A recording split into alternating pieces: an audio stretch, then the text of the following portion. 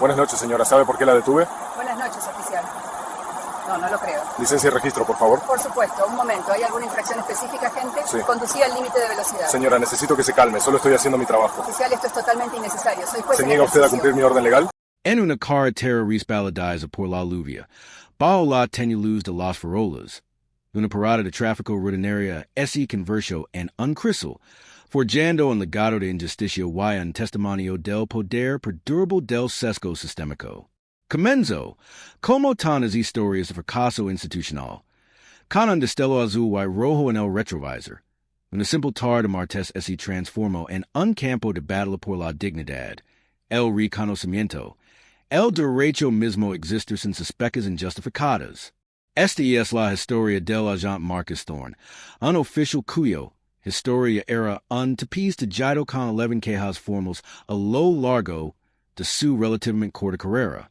Cada queja, meticulosamente documentada en los archivos de Sonos Inanos, sirvió como una advertencia contundente y ignorada sobre un patrón de conducta que debería haberse abordado, pero no se hizo.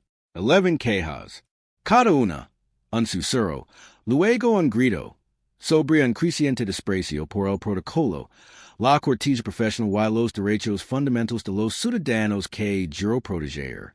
Su historia no fue solo una serie de incidentes aislados. Fue un preludio, un presagio de la confrontación que finalmente definiría su carrera y expondría las grietas del sistema que lo permitieron continuar.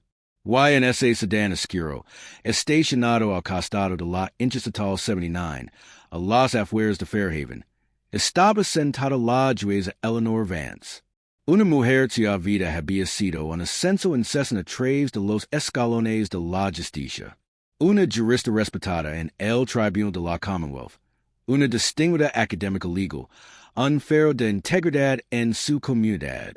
Su carrera estuvo marcada por una dedicación incansable, por un profundo compromiso con la justicia, y por el rigor intelectual absoluto, requerido para navegar por las complejidades de la ley.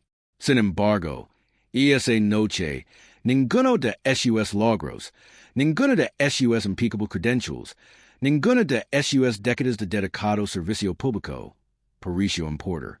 Para el agente Thorne, ella era solo otra conductora, otra estadística, otro objetivo.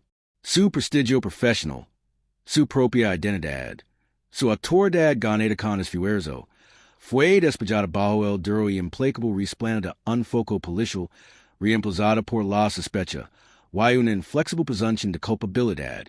Esto no fue solo una parada de tráfico, fue una eliminación.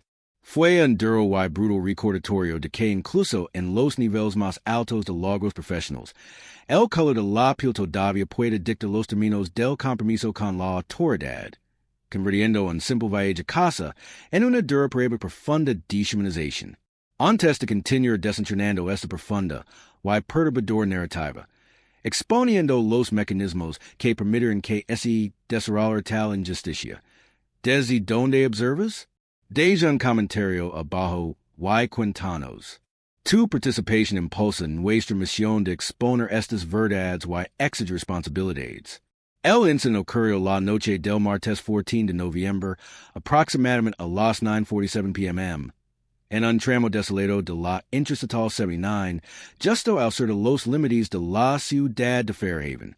Fairhaven, una extensa ciudad industrial enclavada, en el corazón de Pennsylvania, estaba experimentando uno de sus característicos aguaceros de finales de otoño. La lluvia era implacable.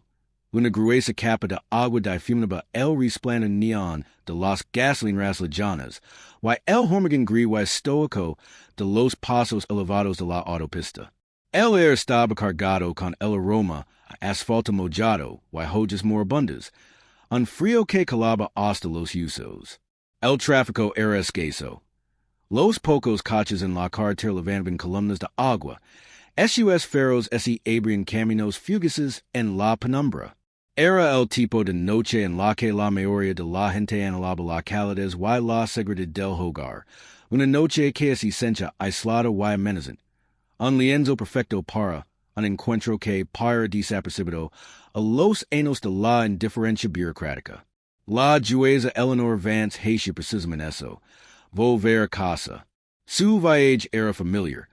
Un trayecto nocturno desde las salas del Tribunal de la Commonwealth en la capital del estado hasta su tranquila residencia suburbana en Fairhaven. Pero la jueza Vance no era una villa cualquiera. Su vida había sido un testimonio de resiliencia, intelecto y dedicación inquebrantable. Nacida en el histórico distrito de Black Hill, Eleanor Vance había recorrido un camino que pocos antes se habían atrevido a recorrer. Era la primera de su familia en graduarse de la universidad, con una licenciatura summa cum laude en la Universidad de Pennsylvania, seguida de un doctorado en Derecho en la Facultad de Derecho de Harvard. Sus logros académicos no eran solo triunfos personales, eran indicios de una mente formidable destinada a impactar, a transformar el panorama mismo de la justicia. Tras graduarse, abandonó el lucrativo mundo del derecho corporativo y optó por dedicar su formidable talento al servicio público. Comenzó su carrera como defensor pública, defendiendo con fervor a los indigentes y marginados, y pasó casi una década luchando por quienes se encontraban atrapados en la implacable maquinaria del sistema judicial. Su reputación de preparación meticulosa, agudo análisis jurídico y firme compromiso con la justicia se fortaleció rápidamente. Posteriormente, se incorporó la Fiscalía de Distrito, donde ascendió de rango, convirtiéndose en la primera mujer negra en ocupar el cargo de fiscal adjunta del Distrito del Condado de Fairhaven. En este cargo, impulsó reformas para la justicia juvenil y estableció innovadores programas de extensión comunitaria, recibiendo elogios de todo el espectro político y demostrando su capacidad tanto para la persecución penal como para la reforma compasiva. En 2010, a los 45 años, Eleanor Vance fue nombrada miembro del Tribunal de Causas Comunes y, tan solo 5 años después, volvió a hacer historia al convertirse en la primera mujer negra en acceder al Tribunal de la Commonwealth, cargo que ocupó con distinción. Era conocida por sus opiniones incisivas, su compromiso con el Estado de Derecho y su temperamento judicial compasivo y firme. Había publicado numerosos artículos en prestigiosas revistas jurídicas, impartido conferencias en universidades de todo el país y formado parte de varias comisiones estatales dedicadas a la ética judicial y la reforma legal, siempre esforzándose por mejorar el sistema desde dentro. La jueza Vance no solo había alcanzado su puesto, se lo había ganado con meticulosidad, esmero y brillantez, forjando una carrera baida en el mérito, la integridad y una búsqueda inquebrantable de la justicia. Su presencia en el tribunal era un símbolo de progreso, un testimonio de la idea de que el sistema, por muy defectuoso que fuera, aún podía elevar a los más merecedores, a quienes encarnaban los ideales mismos de la justicia. Mientras tanto, el agente que inició esta fatídica detención, el agente Marcus Thorne, tenía una historia profesional que contrastaba, marcadamente, los registros de Santos Inanos, posteriormente revelados durante el litigio civil, revelaron un patrón de conducta profundamente preocupante. En sus 7 años en la Policía estatal, Thorne había acumulado 11 denuncias formales, una cifra significativamente superior al promedio del departamento, lo que indicaba una desviación constante de los estándares profesionales esperados. Su primer incidente documentado ocurrió tan solo 18 meses después de asumir el cargo. En abril de 2017, Thorne fue citado por uso excesivo de la fuerza durante una parada de tráfico que involucraba a un estudiante universitario de 22 años, el señor David Chen, quien fue detenido por tener una luz trasera rota. Según la declaración jurada de Chen, Thorne inmediatamente intensificó el incidente, gritando órdenes, sacando a Chen de su vehículo a terrones y golpeándolo contra el capo, lo que resultó en raspaduras leves y una denuncia formal. El incidente fue desestimado internamente con una amonestación verbal para Thorne, una medida disciplinaria que muchos posteriormente argumentaron que fue lamentablemente inadecuada para la gravedad del presente uso de la fuerza. Menos de un año después, en enero de 2018, Thorne fue objeto de otra denuncia por discriminación racial. Detuvo a un destacado médico local, el Dr. Samuel Green, un hombre negro, por supuestamente desviarse radicalmente en una calle residencial. Sin embargo, las imágenes de la cámara del tablero mostraron al Dr. Green conduciendo perfectamente dentro de su carril, respetando todas las normas de tránsito. Durante la detención, Thorne cuestionó agresivamente la propiedad de su vehículo de lujo y exigió registrar su maletero sin causa probable, insinuando claramente suspectas badas en la raza y el tipo de vehículo. El Dr. Green, un profesional experimentado que conoce sus derechos, se negó a registrarlo y presentó una denuncia alegando prejuicios raciales. Thorne recibió nuevamente una amonestación por escrito por conducta poco profesional, otro castigo por un comportamiento que sugería un problema más profundo y no abordado. El patrón era claro, aunque en gran medida ignorado por el mismo departamento encargado de la supervisión. Un tercer incidente, ocurrido en julio de 2019, involucró una interacción tensa con una familia durante la investigación de un accident leave. Testigos declararon que Thorne se mostró despectivo, condescendiente y abiertamente hostil hacia la familia de origen hispano. Presuntamente los amenazó con arrestarlos por obstruir una investigación cuando intentaron aclarar los detalles del accidente, lo que convirtió una situación tranquila en una de miedo y intimidación. Esto dio lugar a una denuncia formal de la familia, que finalmente se calificó de sin fundamento debido a versiones contradictorias, a pesar de las múltiples declaraciones de testigos que coinciden en gran medida con la versión de Thorne, lo que planeó dudas sobre la exhaustividad de la investigación interna. Finalmente, en marzo de 2021, tan solo 8 meses antes del incidente con el juez Vance, Thorne recibió una cuarta denuncia por una interacción altamente agresiva con un hombre sin hogar cerca de la estación de tren de Fairhaven. Thorne fue acusado de usar fuerza física necesaria durante un control de bienestar, lo que le provocó una fractura de muñeca. Aunque Thorne alegó que el hombre se resistió al arresto, su abogado posteriormente presentó su historial médico, que demostraba una condición médica preexistente que hacía que la fuerza fuera particularmente atroz y desproporcionada. Esta denuncia resultó en la suspensión administrativa de Thorne durante 3 días, pero no se tomaron más medidas disciplinarias, lo que le permitió regresar al servicio activo sin ninguna reevaluación significativa de su aptitud para el servicio.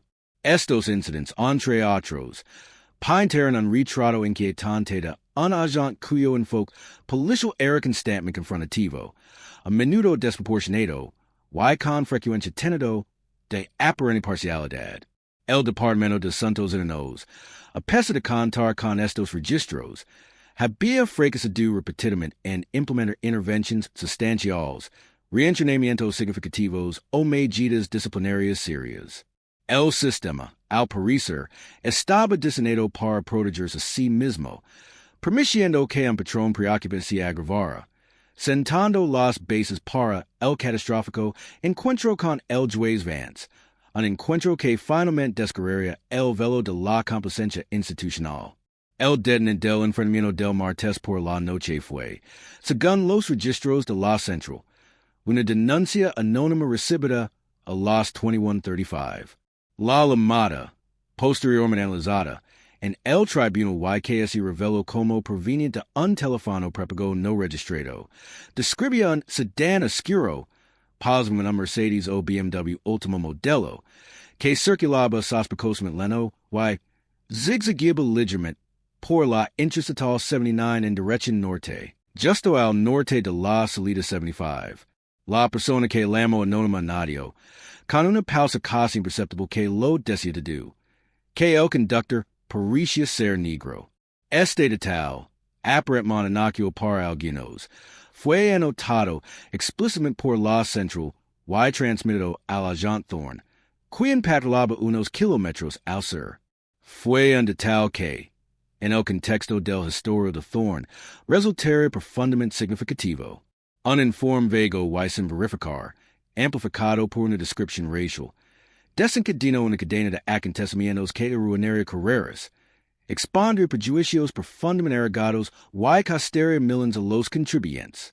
Mientras tanto, la juez avanza se dedicaba a la actividad más mundana y legítima, conducir casa tras una conferencia judicial vespertina.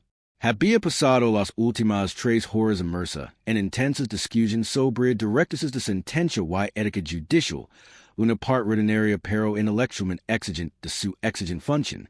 Su sedán, un BMW Series 7 negro meticulosamente mantenido, circulaba efectivamente a una velocidad ligeramente inferior al límite establecido, una costumbre que adoptaba en condiciones climáticas adversas, especialmente en noches lluviosas, priorizando la seguridad sobre la prisa.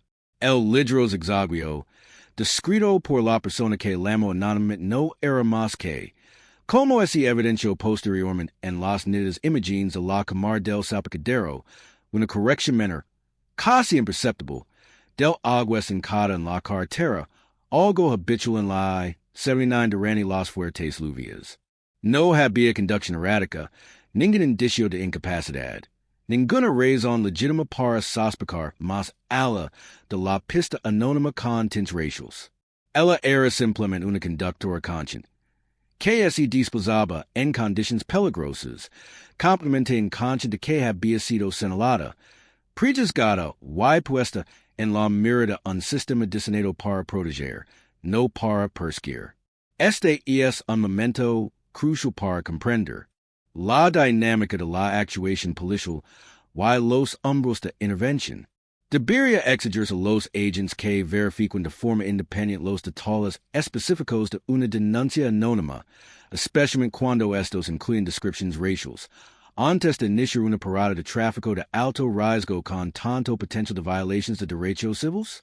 ¿O es el mero hecho de recibir una llamada, por vaga o potencialmente sesgada que sí, causa prueba suficiente, independientemente de las profundas implicaciones para la justicia y la confianza pública? Comparte su opinión sobre esta pregunta fundamental en los comentarios a continuación. La patrulla del agente Thorne, Unidad 714, alcanza rápidamente el BMW de la juez avance. Las imágenes de la cámara del tablero, que se convirtieron en la piedra angular de la demanda posterior, capturan toda la secuencia, que se intensificaba con una claridad escalofriante. A las 21:47, Thorne activó las luces y la sirena. La juez avance, Alabama ver los destellos azules y rojos en su espejo retrovisor, accionó inmediatamente la señal de gyro y se detuvo al costado derecho, encendiendo las luces de emergencia. Sus acciones fueron de la más estricta obediencia. Calma, inmediatez y sin vacilación, sin mostrar ningún atisbo de resistencia ni culpa. Thorne se acercó al conductor, linterna en mano, cuyo es atravesaba la lluvia y iluminaba el interior del coche del juez vance. Su tono fue inmediatamente agresivo, corriente la habitual cortesía profesional. Licencia y matrícula, señora, sabe por qué la detuve. Su voz era fuerte, acusadora y con la intención de intimidar. La juez avance, pillando la ventanilla suavemente, respondió con calma. Buenas noches, agente. No lo sé. Creo que había dentro del límite de velocidad y acabó de salir de una conferencia judicial. Su voz era clara y serena, sin rastro de alarma, solo una leve confusión y un deseo de claridad. Thorne, sin reconocer su declaración, se acercó, alzando la voz, imbida de una sospecha predefinida. Te pedí tu licencia y matrícula. Y estabas dando tumbos por toda la carretera. Pareces agitada.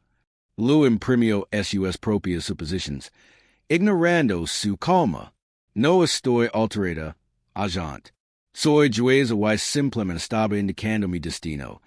Dijo la juez avance, con una compostura inquebrantable mientras buscaba su billetera, moviéndose lento y deliberadamente para evitar cualquier malinterpretación.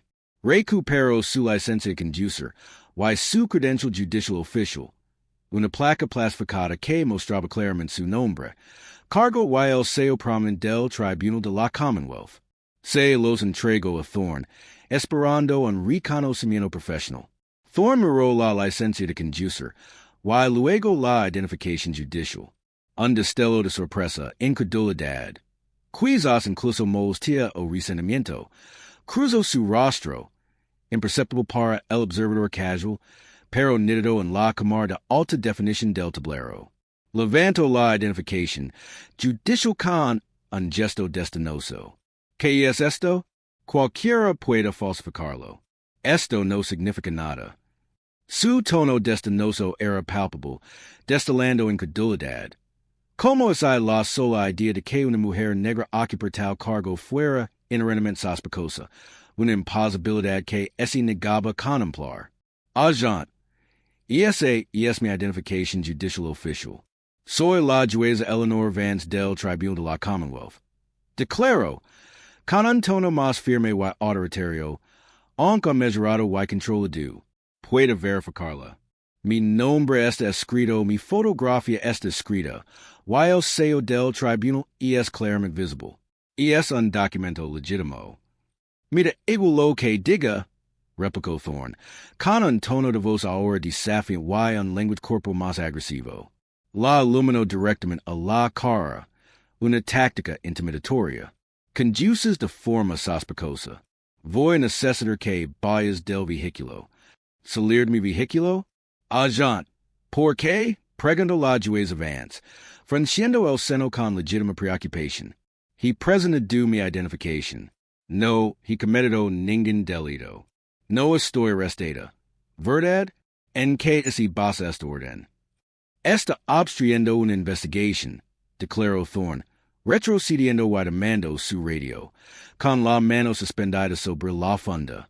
Y tengo motivos para creer que podría estar incapacitado.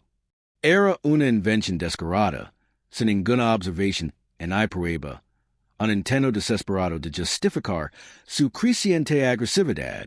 En ese momento, la situación empezó a llamar la atención. Otro vehículo, una minivan conducida por una familia que regresaba de una cena tardía, redujo la velocidad considerablemente. YSUS ocupantes observan claramente la creciente interacción con creciente alarma. Un camionero, que se detuvo un poco más adelante en la carretera, también observaba. Las luces de su cabina proyectaban largas sombras, y su rostro era una máscara sombría. Estos testigos, posteriormente cruciales para el caso, presentan en silencio el drama que se desarrollaba. Su presencia fue un reproche silencioso a la autoridad descontrolada de Thorne. El juez Vance, Alabama darse cuenta de la inutilidad de razonar con un oficial aparentemente decidido a agravar el incidente sin importar los hechos. Declaró con calma pero con firmeza. Oficial, solicito a su supervisor. Inmediatamente. Creo que esta parada es ilegal. Thorne la ignoró, con la mano ahora en la manilla de la puerta del coche. Salga del coche, señora, ahora mismo. Su voz era una exigencia, no una petición, y su intención de sacarlo físicamente era clara. Justo cuando Thorne se disponía a retirar físicamente al juez Vance, un nuevo par de luces intermitentes apareció a lo lejos, acercándose rápidamente. Era el sargento David Ramirez, supervisor directo de Thorne, quien había estado monitoreando el tráfico de radio Y. Según su testimonio posterior, ese sentía cada vez más incómodo con el tono de Thorne y la aparente falta de causa probable legítima para la detención. Ramirez, un veterano con reputación profesionalismo y compromiso con la desescalada, se detuvo detrás de la patrona de Thorne, con el rostro serio y una postura que irradiaba autoridad. Salió rápidamente de su vehículo, con expresión de urgencia contenida. Se acercó de inmediato a Thorne, pasando por alto la puerta abierta del coche del juez Vance, concentrado por completo en su subordinado. Agent Thorne, que ocurre? Inform. Su voz era baja, pero firme, atravesando el persistente tamborileo de la lluvia. Thorne, visiblemente sorprendido por la repentina aparición de su supervisor, tartamudeó. Why su bravicaneria ese desinfló al instante. Sargento, tengo una conductora sospechosa, posiblemente bajo los efectos del alcohol. Se niega a cumplir mis órdenes. Why leva una identificación falsa, haciéndose pasar por juez. Intento mantener su narrativa, incluso frente a su superior. El sargento Ramírez, sin romper el contacto visual con Thorne, extendió la mano y tomó la identificación judicial de la mano de este. La examinó. Un momento, abriendo ligeramente los ojos al reconocer el sello oficial y el nombre. Luego, ese volvió hacia la juez avance, todavía sentada en su coche, con el rostro iluminado por la luz interior, un silencioso testimonio de su terrible experiencia. Juez avance? Lupido disculpas, señora. ¿Está bien? Su tono fue al instante deferente y respetuoso, un marcado contraste con la postura agresiva de Thorne, un reconocimiento tardío de la dignidad que Thorne había descuidado con tanta negligencia. Ramírez se volvió entonces hacia Thorne, con la voz ahora en un granido bajo y peligroso, apenas audible por encima de la lluvia, pero cargado de una autoridad inquebrantable. Soldado, allergies del vehículo. Demi su placa y su arma. Ahora, la orden era categórica, sin margen para la negociación en el desafío. El incidente, como confrontación activa, había terminado, pero sus repercusiones apenas comenzaban a manifestarse, señalando el final de una carrera y un nuevo capítulo en la lucha por la justicia. La resolución inmediata en esa carretera lluviosa fue rápida y contundente. El sargento Ramírez, tras haber quitado la placa y el arma al agent Thorne, se disculpó personalmente con la juez avance, con palabras cargadas de vergüenza y genuina preocupación. Confirmó su identidad a través de los canales oficiales en la computadora de su patrola, un preciso que solo tomó unos segundos y válido inequívocamente sus credentials judiciales, exponiendo la infundada realidad de las afirmaciones de Thorne. La juez avance, en serena pero visiblemente conmocionada, aceptó sus disculpas, aunque el trauma de la parada injustificada estaba grabado en su rostro, una marca que no se borraría fácilmente. Ramírez entonces dispuso que otro agente, un oficial subalterno que había legado como refuerzo, escoltar a la juez avance a casa senal y salva, asegurándose de que no sufriera más acoso en retrasos. Thorne, mientras tanto, recibió la orden de subir a la patrola del sargento Ramírez y fue conducido directamente al cuartel, donde fue puesto en licencia administrativa con efecto inmediato, con su carrera pendiendo de un hilo. El silencio tras su partida fue profundo, roto solo por el persistente repiqueteo de la lluvia, un sombrío telón de fondo para la injusticia expuesta. La crisis inmediata se evitó, pero las heridas más profundas quedaron expuestas, anunciando un ajuste de cuentas que inevitablemente vendría. Este incidente, captado por múltiples cámaras y presenciado por civiles, inevitablemente plantea una cuestión crucial sobre la rendición de cuentas en las fuerzas del orden, en particular cuando las acciones de un agente muestran un flagrante desacato al protocolo, una profunda falta de criterio y una clara posibilidad de sesgo racial.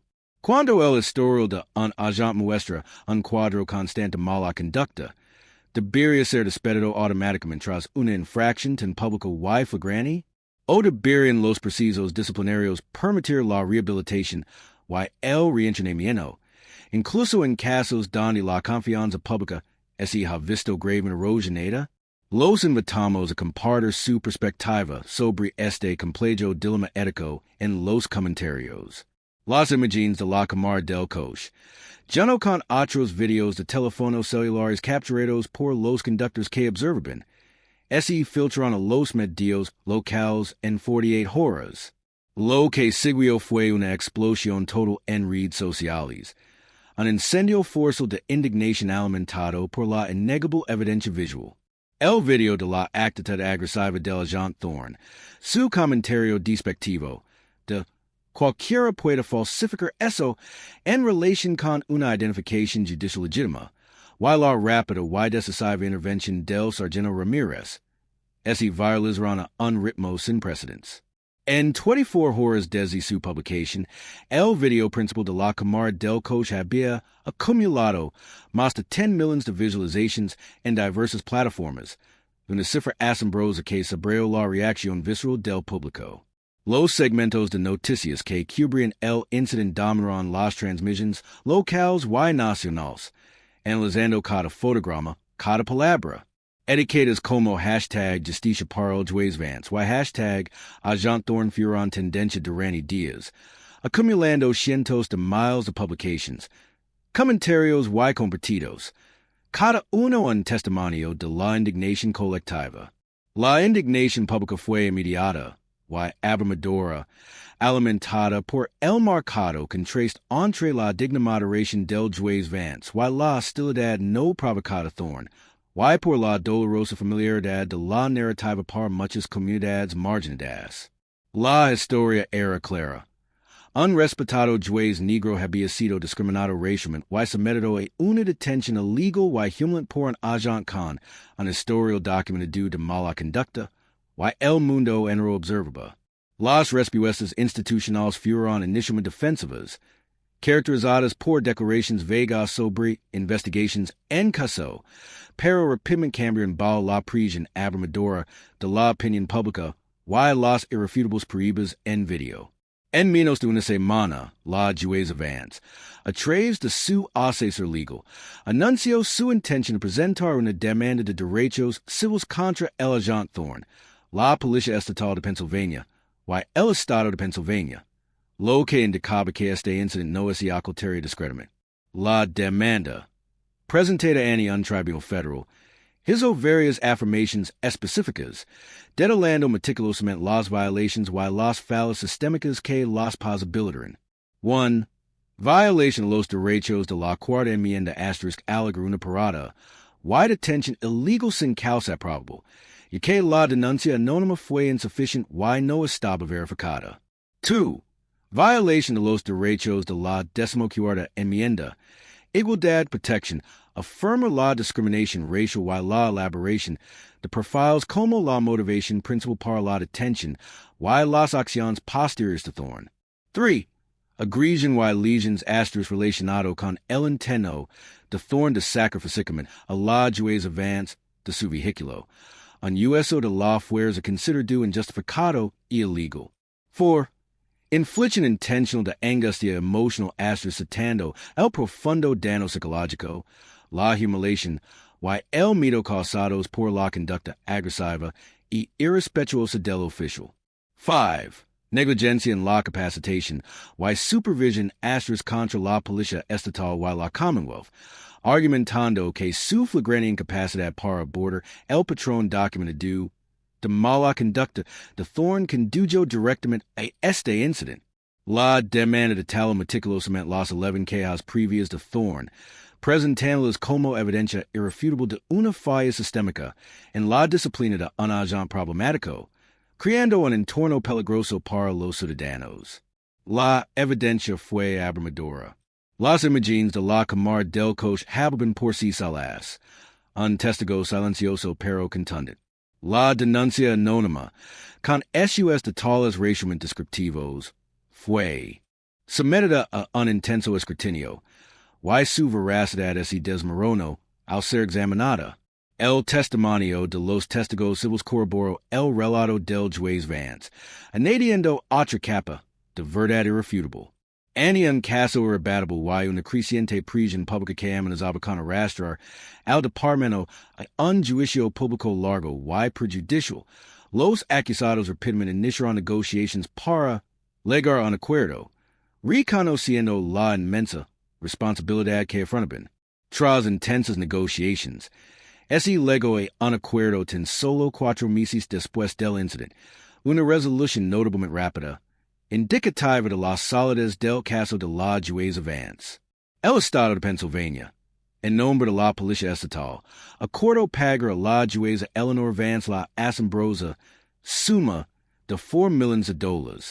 Esta suma representa uno de los acuerdos más cuantiosos en la historia de la Policía estatal de Pennsylvania por una sola violación de derechos civiles relacionada con una parada de tráfico, una cifra que sobre la gravedad de la injusticia. El acuerdo no fue simplemente una cifra monetaria. Fue una admisión de un profundo fracaso institucional, un reconocimiento tácito de la flagrante violación de los derechos de la jueza Vance, y de los problemas sistémicos que la permitieron. Envió un mensaje claro y innegable sobre la gravedad de la mala conducta, y el caso prohibitivo del poder descontrolado, y la complacencia institucional. En cuanto al agente Marcus Thorne, su carrera como policía estatal terminó de forma abrupta e irrevocable. El 28 de enero, poco más de 2 meses después del incidente, y poco antes de que se formalizara el acuerdo, recibió su carta oficial de despido. La carta, posterior infiltrada a la prensa, declaraba contundamente su conducta el 14 de noviembre en violación directa de la política departamental, la ley estatal y los derechos constitucionales de la jueza Eleanor Vance, constituye una falta grave y un atentado irreparable contra la confianza pública. Su reiterado incumplimiento de las normas profesionales, como lo demuestra su expediente disciplinario, no deja al departamento otra opción que despedirlo inmediatamente. La carta también mencionaba su falta de franqueza durante la investigación interna, y su falta de respeto por un funcionario judicial. Además del despido, la Comisión de Educación y Capacitación de Oficiales de la Policía Municipal de Pennsylvania, POEC, actuó con rapidez para decertificar a Thorne, revocando su capacidad para ejercer como agente de policía en cualquier lugar del estado. Su placa, su arma y su autoridad habían desaparecido, despejadas tan definitivamente como había intentado despojar a la jueza Vance de su dignidad, un relato público, y final de sus acciones. Tras el acuerdo y el despido de Thorne, la jueza Eleanor Vance emergió no solo como víctima, sino como una poderosa voz a favor del cambio, transformando su calvario personal en una plataforma para la crítica sistémica.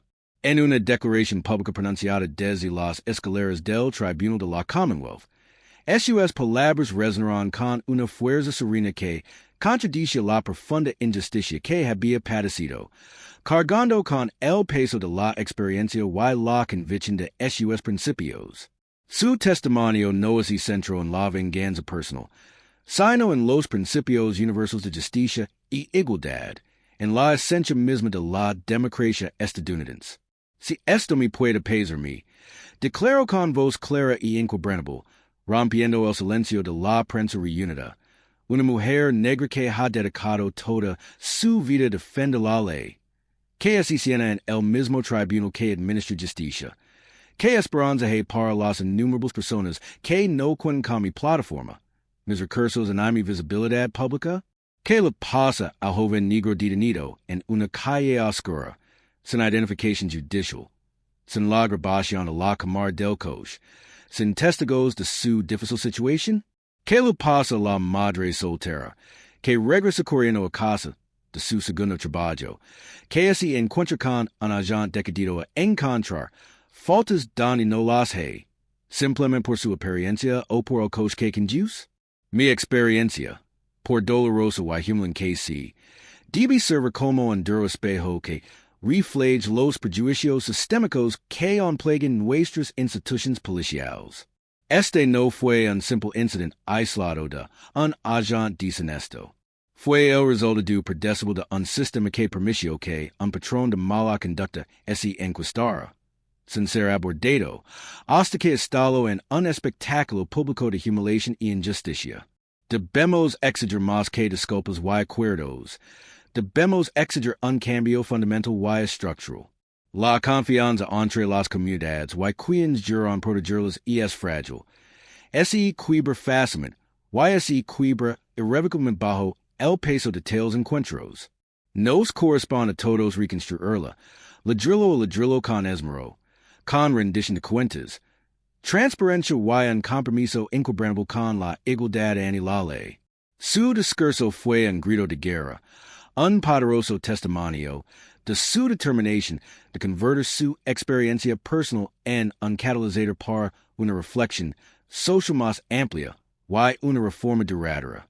El poderoso testimonio del juez Vance sumado a la magnitud del acuerdo y la evidencia irrefutable de la conducta pasada de Thorne, desató un debate nacional que trascendió el incidente inmediato, impulsó a muchos a preguntarse, ¿debería un incidente de esta naturaleza, con evidencia tan clara de discriminación racial, un patrón documentado de mala conducta policial y un pago económico sustancial, desencadenar automáticamente una investigación federal sobre las prácticas de todo el Departamento de Policía estatal? ¿Qué nivel de falla sistémica y qué patrón de violaciones de derechos civiles justifica la intervención de una autoridad federal superior para garantizar la justicia y prevenir futuros abusos? Comparte su opinión sobre esta crucial cuestión de la supervisión federal en los comentarios continuación. Bajo intensa presión pública y política, la Policía Estatal de Pennsylvania, en colaboración con la Oficina del Gobernador, encargó una junta de revisión independiente que examina los procesos de asuntos internos, los protocolos de capacitación y los mecanismos disciplinarios del departamento. Las conclusiones, publicadas 6 meses después en un informe exhaustivo, fueron contundentes y confirmaron lo que muchos sospechaban desde hace tiempo. El informe, titulado An Examination of Systemic Failures in Officer Accountability, Análisis de las fallas sistémicas en la rendición de cuentas de los agentes, describió varias deficiencias críticas que contribuyen directamente al comportamiento descontrolado de Thorne while incident con el juez Vance. 1. Proceso de revisión de quejas inadecuado * el informe reveló que, si bien las quejas documentaban formalmente, existe una falla sistemática y alarmante en la agregación y el análisis de datos para identificar patrones problemáticos. Las 11 quejas de Thorne, por ejemplo, trataron como incidentes individuales y inconexos, en lugar de como indicadores de un problema de comportamiento mayor y creciente que requería una intervención inmediata. 2. Falta de sistemas de intervención temprana * a pesar de la disponibilidad de datos y la existencia de sistemas similares en otros departamentos. La Policía Estatal de Pennsylvania no contaba con un sistema eficaz de alerta temprana para detectar a los agentes con múltiples quejas, incidentes de uso de la fuerza o quejas ciudadanas. Esta supervisión sistemática permitió que agents como Thorne continuaran con su comportamiento problemático sin control, sin medidas proactivas. 3. Insuficientes medidas disciplinarias * la revisión reveló una cultura generalizada en la que se aplicaban desproporcionadamente medidas disciplinarias menores como advertencias verbales y amonestaciones escritas, incluso en casos con acusaciones graves, en lugar de recurrir a capacitaciones, asesoramiento, suspensiones o despidos más sustanciales cuando correspondía. Esto creó un ambiente de impunidad. 4. Sesgo en la capacitación * el informe destacó deficiencias significativas en la capacitación sobre sensibilidad racial y técnicas de desescalada, lo que sugiere que los programas existentes eran en gran medida superficiales. Carecen aplicación práctica y no preparaban adecuadamente a los oficiales para diversas interacciones con la comunidad o para reconocer y mitigar sus propios sesgos implícitos. 5. Falta de transparencia * se determinó que el proceso de asuntos internos era opaco y estaba rodeado de secretismo, con acceso público limitado a las conclusiones y los resultados disciplinarios. Esta falta de transparencia fomenta una profunda falta de confianza pública y socava la verdadera rendición de cuentas. En respuesta a estos contundentes hallazgos, la Oficina del Gobernador y el Comisionado de la Policía Estatal, en una crisis de confianza sin precedentes, anuncian un paquete íntegro de reformas que permitía una nueva era de rendición de cuentas y participación comunitaria. Estos incluyen asterisk implementation a un nuevo sistema de intervención temprana asterisk diseñado para, similar de manera proactiva, a los oficiales que exhiben patrones de mala conducta basados en análisis de datos salados de quejas, informes de uso de la fuerza, persecutions de vehículos y otras métricas críticas, lo que desencadena revisions y interventions obligatorias. Asterisk capacitation obligatoria sobre prejuicios y certificación de desescalada asterisk todos los policías se someten a una capacitación mejorada y recurrente desarrollada en colaboración con organizaciones de derechos civiles, expertos académicos y líderes comunitarios, centrándose en el reconocimiento de prejuicios implícitos, la competencia cultural y técnicas avanzadas de desescalada. Revision de la división de Santos Ininos asterisk incluye mecanismos de supervisión externa, panels de revisión civil independientes para quejas graves y mayor transparencia pública, en los resultados disciplinarios para reconstruir la confianza. Políticas revisadas sobre el uso de la fuerza asterisk hacer hincapié en la desescalada como táctica principal. Exiger informes y revisions exhaustivos de todos los incidentes de uso de la fuerza y definir claramente la responsabilidad por el uso excesivo de la fuerza. Consejos asesores comunitarios asterisk facilitar el diálogo continuo, fomentar la colaboración y generar confianza entre las fuerzas del orden y las diversas comunidades a las que sirven, creando un ciclo de retroalimentación para la mejora continua. Estas reformas, aun prometidas y extensas en teoría, fueron recibidas con un optimismo cauteloso por los defensores de los derechos civiles y los líderes comunitarios. La verdadera prueba, argumentaron muchos, no residiría en su anuncio, sino en su implementación consistente, equitativa y rigurosa, garantizando que las lecciones aprendidas de la dura experiencia del juez Vance se tradujeran en un cambio duradero y significativo en toda la fuerza policial, en lugar de convertir simplemente en otro conjunto de promesas incumplidas. El caso de la jueza Eleanor Vance y el agente Marcus Thorney es más que una simple advertencia sobre mala conducta individual, y es una profunda y inquietante denuncia de un sistema donde el sesgo incontrolado pueda invalidar pruebas irrefutables, donde las credenciales profesionales pueden ser desestimadas con un gesto de la mano, y donde la dignidad de un ciudadano puede ser arrebatada en un abrir y cerrar de ojos. Este incidente puso al descubierto una verdad fundamental, que para algunos, la presunción de culpabilidad, alimentada por el prejuicio racial, sigue siendo una norma profundamente arraigada, independientemente de quien esté al volante. Expuso una vulnerabilidad sistémica donde los mismos mecanismos diseñados para garantizar la rendición de cuentas, asuntos internos, revisión disciplinaria, se habían vuelto ineficaces, permitiendo que un patrón de abuso no solo persistiera, sino que se intensificara, culminando en una confrontación que nunca debió haber ocurrido, una confrontación que costó millones y destruyó la confianza. Las consecuencias de este fallo sistémico fueron de gran alcance y devastadoras, y repercutieron en las vidas de las personas y las estructuras institucionales. Para la jueza Vance, fue el trauma de la humiliación pública, la profunda traición a la confianza en las instituciones a las que había dedicado su vida, y el duro recordatorio de que ni siquiera su elevado estatus lo impedía ejercer la justicia por perforación. Para el agente Thorne, fue el abrupto final de su carrera, una desgracia pública y la pérdida de su capacidad para volver a servir en las fuerzas del orden, una consecuencia directamente relacionada con sus propias decisiones y el sistema que las posibilitó. Para la Policía Estatal de Pennsylvania, fue un acuerdo multimillonario que agotó los fondos públicos, un duro golpe a la confianza, y la moral públicas, y la necesidad de frenar fallas internas ignoradas durante mucho tiempo. Y para la comunidad, fue un renovado sentido de urgencia, una exigencia de una reforma genuina, y una dolorosa reafirmación de cuando nos queda por recurrir para lograr una verdadera justicia igualitaria, para garantizer que el color de la piel nunca se pretexto para la sospecha o el abuso. Entonces, ¿qué cambia ahora? Estos casos de alto perfil, estos acuerdos cuantiosos, estas disculpas públicas y las reformas anunciadas realmente cambian el paradigma?